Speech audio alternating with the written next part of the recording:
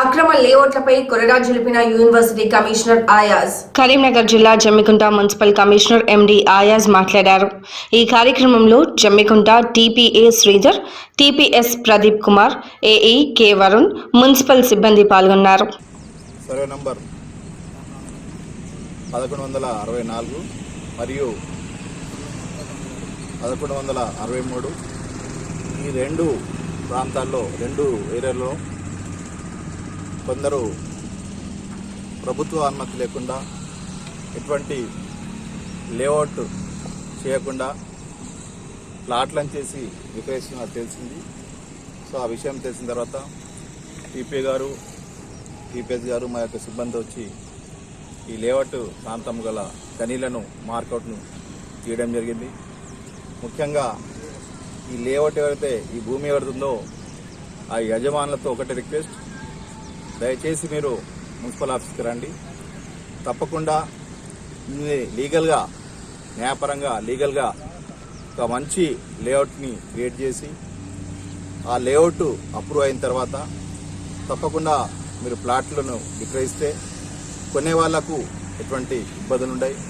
రాబోయే రోజుల్లో వాళ్లకు సులభతరంగా ఇంటి అనుమతి లభిస్తుంది. అంతేకాకుండా మౌలిక సదుపాయాలైన డ్రైన్స్ కానీ, రోడ్స్ కానీ, మంచినీటి వసతి కానీ, మరియు లైట్స్ కానీ అవన్నీ కూడా ఏర్పాటు చేయబడతాయి.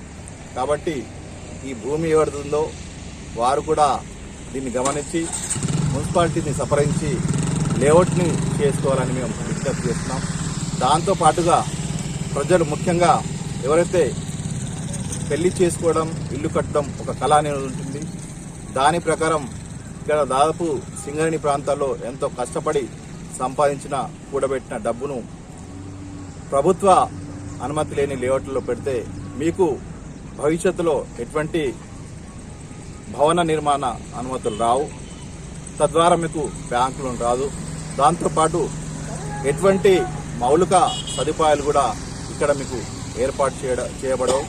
ఎందుకంటే డ్రైన్స్ లేకుండా, రోడ్స్ లేకుండా, కనీసం కమ్యూనిటీకి ఒక ఓపెన్ స్పేస్ లేకుండా, లైట్ లేకుండా, ప్రభుత్వ యొక్క ఎటువంటి మౌలిక సదుపాయాలు లేకుండా ఇల్లు కట్టడం కూడా వృధా. కాబట్టి నేను ప్రజలతో కూడా కోరేదేమంటే, దయచేసి ఎక్కడ కూడా ప్రభుత్వ అనుమతి లేని ప్రాంతాలలో మీరు ఎటు పరిస్థితిలో భూమిని కానీ, ఇల్లు కట్టుకోవడానికి జాగాని కానీ కొనుగోలు చేయకండి.